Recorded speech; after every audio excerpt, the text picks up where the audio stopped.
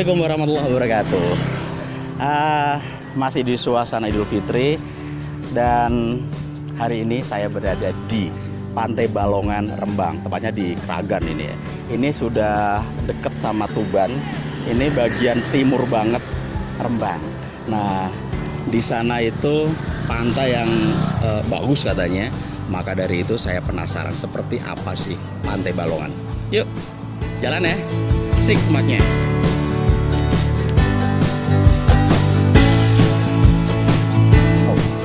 Udah sampai ke pantainya. Beda ya sama di Karangjae.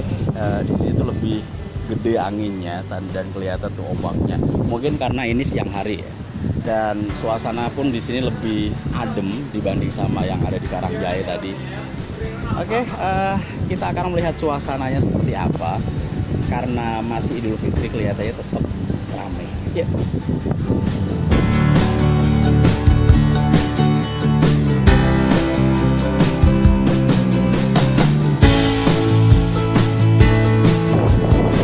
Di sini yang membedakan sih sama pantai yang lain, di sini banyak gazebo.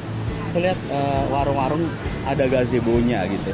Yuk, kita ke sana aja dulu.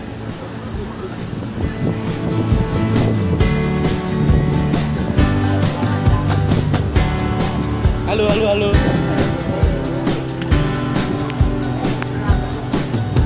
Oke, katanya tadi sama pengelolanya ini ditutupnya itu sampai jam 3 sore karena memang di masa pandemi ini takutnya pengunjung itu membludak. Jadi ada batasan untuk waktunya itu sendiri.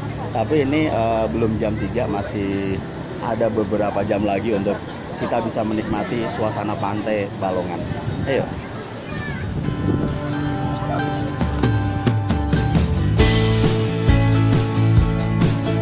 Oke, saya kebetulan bersama salah satu pengelola, Bapak Ali Nasihin. Selamat siang, Pak. Kita sambil jalannya aja, Pak ya. Kita ngobrol mengenai pantai yang cukup indah ini. Oke, ini mulai buka sebenarnya sih dari kapan, Pak? Kalau mulai buka secara resmi itu baru sekitar 3 tahunan. 3 tahun? 3 tahun itu terkait dengan tiketing dan sebagainya itu 3 tahun itu. Oke. Tapi kalau terkait dengan penanaman dan sebagainya itu sudah ada 6-7 tahun yang lalu. Oh. Tapi pertama kali kita juga tidak langsung buka itu tidak. Tapi kita promo dulu. Iya, betul. Selama 2 tahun itu kita tidak ada tiketing masuk terkait dengan itu biar masyarakat tahu oh ini sebenarnya ada pantai di sini. Baru melihat kondisi pengunjung banyak, akhirnya kita buka, kurang lebihnya kita sudah berjalan 2-3 tahun ini karena ada pandemi. Efektif nyaris berjalan itu hanya 1,5 tahun. Oke, selama 3 tahun ini, Pak ya, kira-kira ini berjalan mulus gak sih? Misal nggak ada corona? Alhamdulillah, kalau schedule kita itu sebenarnya kan setiap bulan itu kan ada kegiatan. Iya. Setiap tahun juga ada kegiatan. Jadi kebetulan dari lembaga desa, dari pemerintahan desa, dari Bumdes, Karang Taruna itu bisa diajak kerjasama untuk pengelolaan di sini. Sehingga dalam hal ini ya adalah kaitannya dengan kesadaran masyarakat supaya itu bisa sadar wisata itu ada. Tapi ya hanya 1-2 bisa kita tanggulangi. Oke, ini kan kalau menurut saya ini sedikit berbeda sama pantai-pantai yang lain ya. Ini banyak gazebo. Ini konsep dari siapa ini, Pak? Sebenarnya kalau konsep kita sebelum membuka ini, itu kita juga belajar dengan pantai-pantai yang ada di Kabupaten Bulak. Oh. Jadi saya mencari ide yang berbeda dari pantai-pantai yang ada. Kalau kita edbak dengan pantai yang lain yang ada di sana, itu kesannya Pantai Balongan ya gitu sama dengan itu. Makanya kita juga membuat gazebo dan sebagainya ini kita punya inisiatif karena pada hakikatnya yang namanya pariwisata kan harus ada inovasi terkait dengan betul sekali. Ya. Oke, tiket satu orang berapa, Pak? Tiket kalau orang biasa itu kita ambilnya itu kan kendaraan. Jadi satu kendaraan itu 2.000. Tapi kalau weekend dan sebagainya melihat itu biasanya itu 5.000. Dibedakan Sabtu Minggunya. Oh, berarti sangat murah loh, Pak ini. Ya, murah. Relatif murah lah. Relatif murah. Relatif murah. Karena kita juga promo itu karena terus terang gini juga. yang kita jual di sini itu kan barusan ribuan cemara dan ini juga. Makanya saya untuk menentukan selfie dan sebagainya itu harus ada ide kreatif terkait dengan itu. Jangan sampai ning kono tulisan love, kita harus juga love dan sebagainya. Makanya itu harus ada inovasi. Karena kalau nggak ada inovasi tetap jenuh itu terkait dengan itu. Selama pandemi kemarin tutup berapa bulan? Selama pandemi kita kan ada aturan surat edaran dari bupati itu. Jadi untuk pandemi itu efektif berjalan itu sekitar ada 8 bulanan itu kita off mengantisipasi itu. Setelah itu ada masukan dari dinas pariwisata, dari pengelola pariwisata dan sebagainya. Akhirnya ada timbul surat edaran dari bupati bisa buka, tapi dengan ketentuan itu tadi. Misalnya pembatasan pengunjung hanya sekitar 30% dari hari-hari biasa. Oh, berarti kalau untuk hari ini sendiri itu cuman ada 30%-nya aja gitu? 30%-nya. 30%. Ini berarti kalau pas rame, kalau dulu mungkin setahun yang lalu, padat banget gitu Pak? Luar biasa. Saya itu kan andaikan ini itu berjalan tidak ada pandemi, itu kan kita sudah berjalan adanya festival Pantai Balongan yang kedua. Oh, ada festival juga gitu? Ada setiap tahunnya. Oh, ya. Itu isinya apa nih, apa festivalnya nih? Festival itu sebenarnya kita lebih berdekatan kepada seni dan budaya kepariwisataan yang ada di terutama Kabupaten Rembang ataupun kabupaten sekitar. Makanya untuk festival yang pertama kali, karena ciri khas di Pantai Balongan ini adalah rujak petis, rujak gula.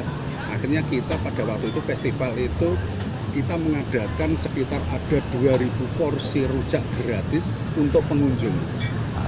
Jadi masyarakat tetap berjubel di situ, itu satu. Terus agenda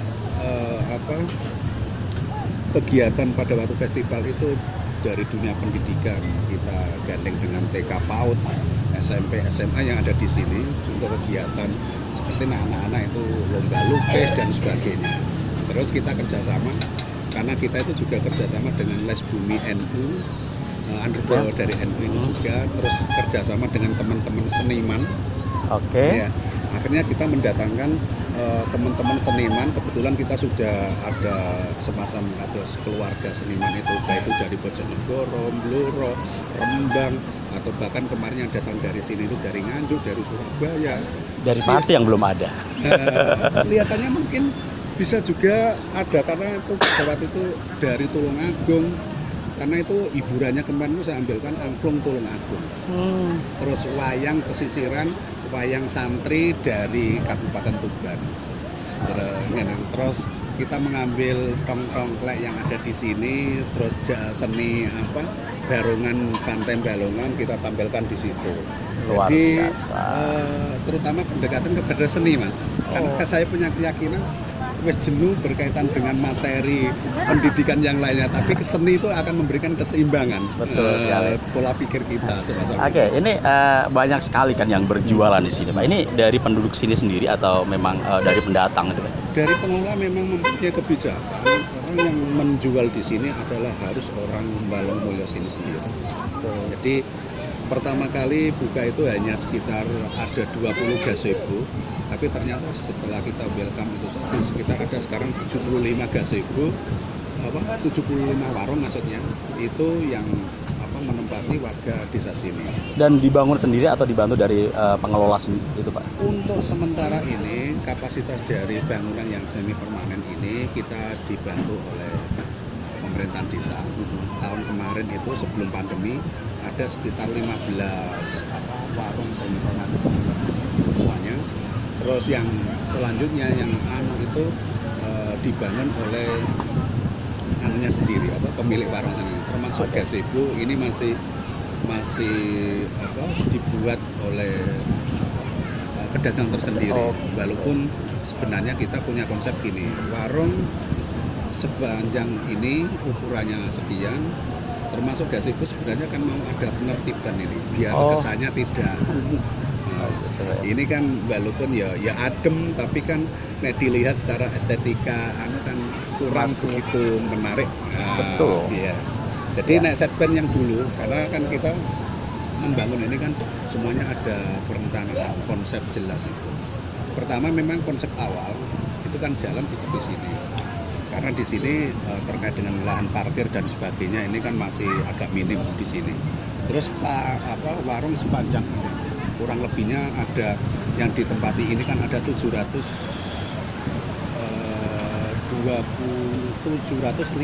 meter. Oke, untuk harapannya Pak Jenengan Ki Mbak, kedepannya seperti apa sih pinginnya? Kalau saya, karena kan sesuatu kan memang sudah ada perencanaan. Betul. Jadi perencanaan kita bangun step by step di sini. Kita ada penambahan tempat-tempat fasilitas lain supaya sebagai pendukung. Karena konsep kita sebenarnya kan wisata, edukasi, air dan edukasi pendidikan. Ya, sebagai konsepnya kan semacam itu. Biar tidak menyamai dengan pakai wisata-wisata yang lainnya. Minimal dengan adanya jenengan juga termasuk memberikan kontribusi lah, minimal bisa promo dengan yang lainnya. Siap. Oke, terima kasih banyak untuk Bapak Ali Nasikin waktunya. Semoga ini tetap bisa berjalan baik, tetap ramai dan bisa membantu masyarakat sekitar. Siap. Dan terima kasih untuk semuanya, tetap tonton terus di patinews.com. Assalamualaikum.